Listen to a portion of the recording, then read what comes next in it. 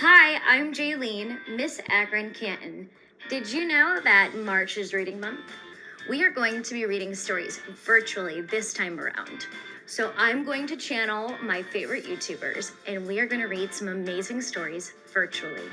I picked up two stories for us to read today that were based on women in history. March is not only reading month, but also Women's History Month. These two women have changed our lives. One made tremendous strides for human rights, and the other woman made huge steps for public health and safety. So let's get into our first story. Before She Was Harriet by Lisa Klein Ransom. Here she sits, an old woman, tired and worn, her legs stiff, her back achy. But before wrinkles formed and her eyes failed, before she reached her twilight years, she could walk for miles and see clearly under a sky lit only with stars. Before she was an old woman, she was a suffragist, a voice for women who had none, in marriages, in courts, in voting booths. Before her voice became soft and raspy, it was loud and angry, rising above injustice. Before she was a suffragist, she was General Tubman, rising out of the fog, armed with courage, strong in the face of rebels and planters and overseers as they watched fields burn and bridges fall and 700 slaves stop chopping and start running to a woman who ferried them to freedom on the Combahee River turned River Jordan. Before she was General Tubman, she was a Union spy, carrying secrets across battlefields to soldiers fighting in the Civil War for President Lincoln to end slavery.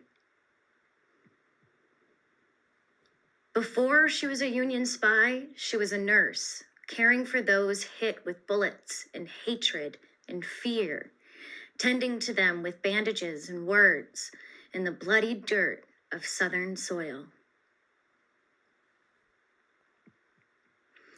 Before she was a nurse, she was Aunt Harriet, daughter of Ben and Rit, who helped her parents flee their master and find their way through woods and streams to the safety of Canada and a new home in the North.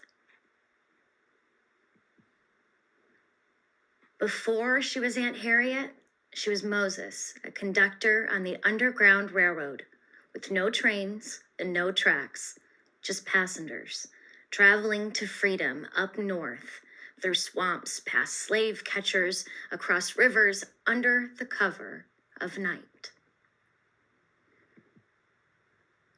Seeking the promised land for her people, led by dreams and God and faith, a wisp of a woman with the courage of a lion. Before she was Moses, she was Minty of Maryland, of one slave owner and then others who worked her, punished her, with lashes broke her back, but not her spirit. Before she was Minty, she was Araminta, a young girl taught by her father to read the woods and the stars at night, readying for the day. She'd leave behind slavery along with her name and pick a new one, Harriet.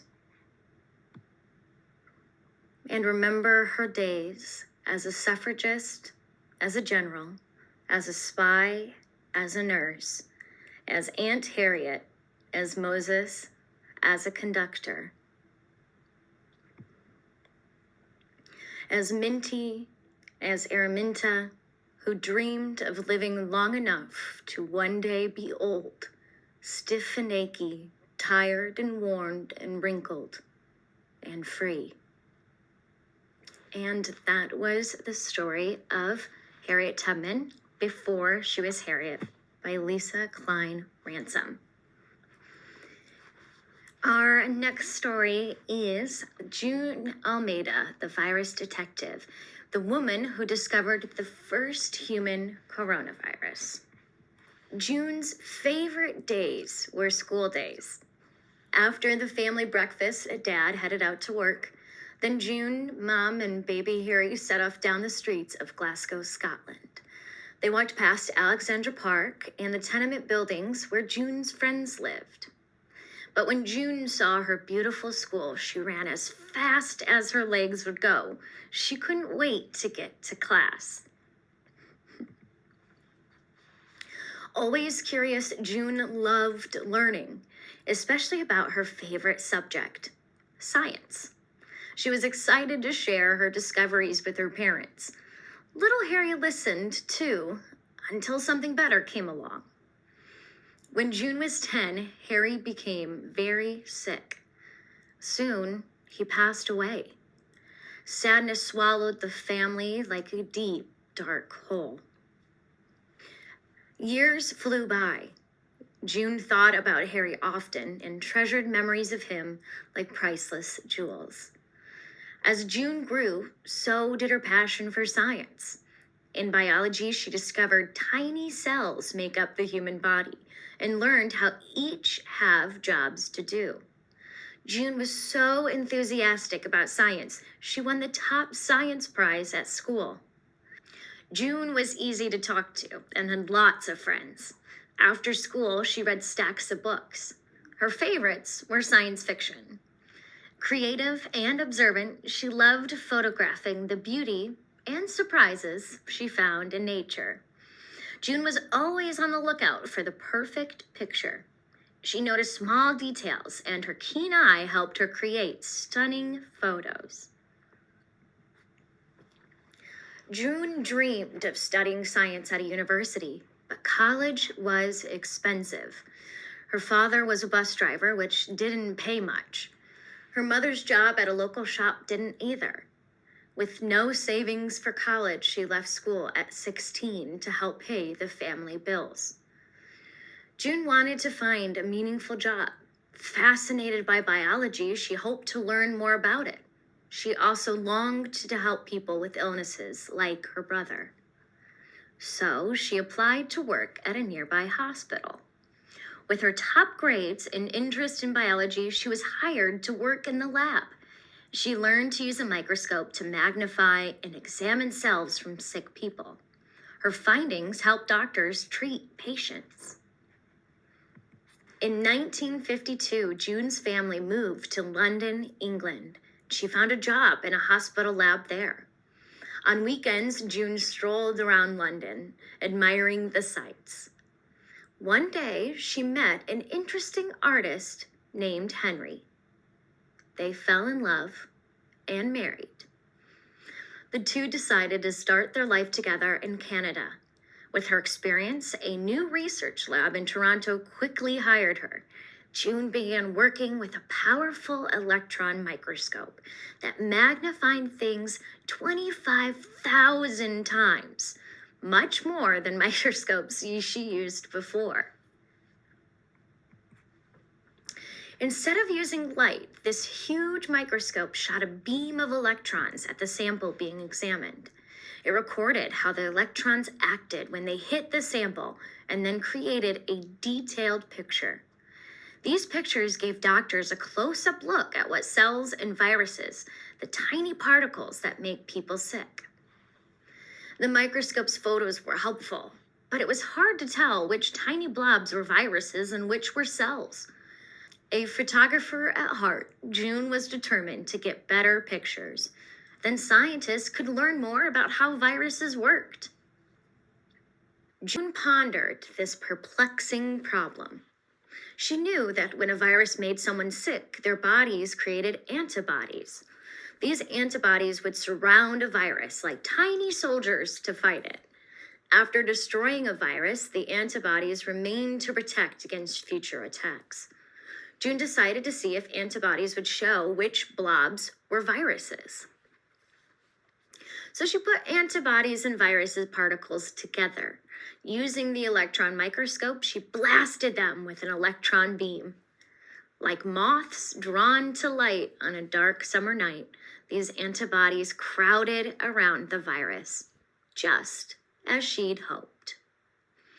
June's pictures astounded scientists.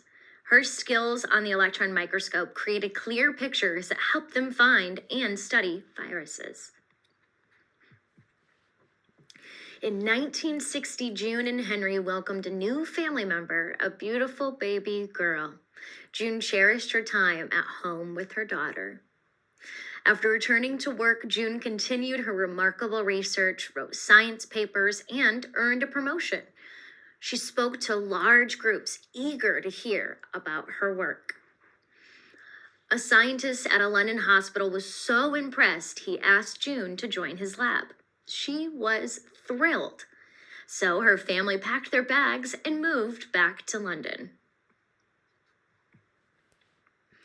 Meanwhile, a researcher near London named David Tyrrell was baffled by a virus that had given a young boy a nasty cold.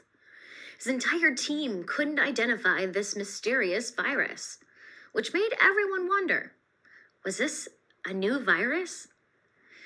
David was skeptical anyone could solve this mystery, but he'd heard June was an expert at figuring out viruses that stumped other scientists, so he asked her to help.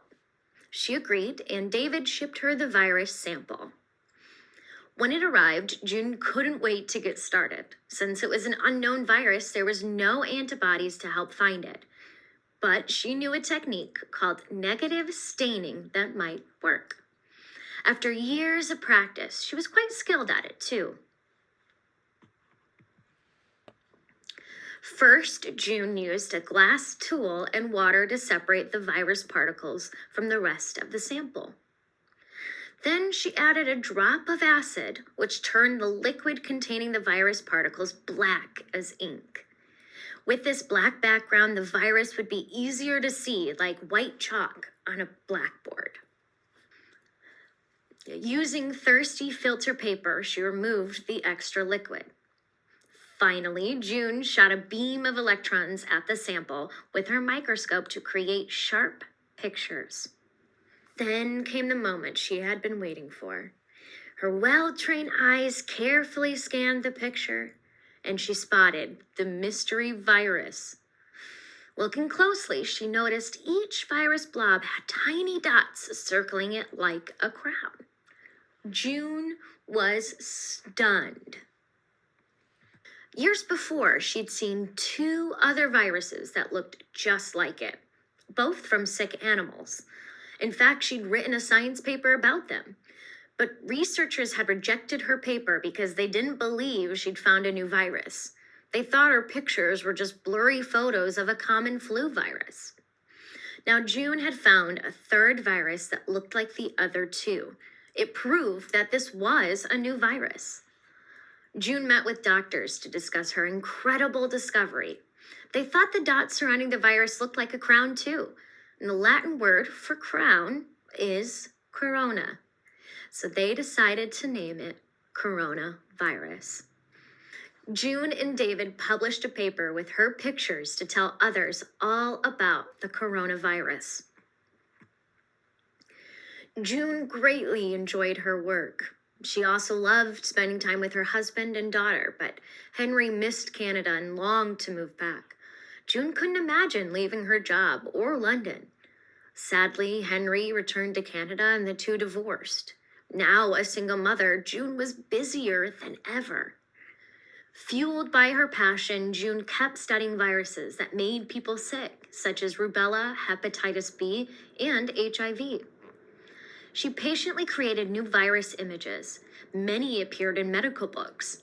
Her pictures helped scientists develop medicine that could attach to viruses and block them from making people sick. Years later, June retired from her research, but she still loved to learn. She taught herself to play the flute, studied antiques, and fixed fine china. She also learned how to use a digital camera. And of course, she kept creating amazing pictures. And then they attached a poem by June Almeida herself. Virus, virus, shining bright in the phosphotungstic night, what immortal hand or eye dare frame thy fivefold symmetry? Now, what's wonderful about this application that I'm using and the stories that we're reading is they always have additional information at the end of it.